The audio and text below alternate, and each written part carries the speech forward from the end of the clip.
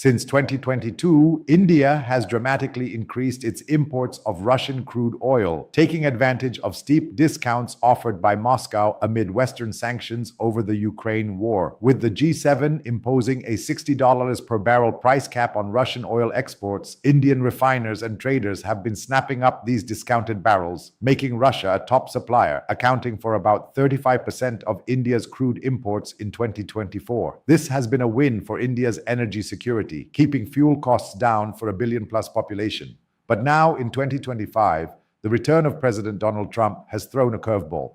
The US is signaling a tougher stance, threatening secondary sanctions or steep tariffs on countries like India that buy Russian oil, especially if those purchases exceed the price cap. Trump has floated tariffs as high as 25% to 50% on nations like India and China, a move that could jack up costs for Indian refiners and act as a backdoor sanction. Some traders think this might be a bluff to pressure Moscow, given Trump's unpredictable style, but the threat is real enough to make markets nervous. Just before Trump took office, the US Treasury hit Russia's oil supply chain hard, sanctioning major producers like Gazprom Neft and 183 tankers, many of which carried oil to India. This shrank the pool of ships available to Indian buyers, spiked freight costs, and put pressure on refiners to stick to the $60 cap to keep access to Western services like insurance.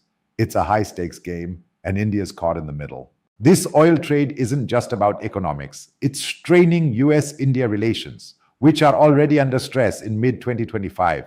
Despite being strategic partners, recent events show cracks in the relationship. Take the G7 summit in June 2025, hosted by Canada.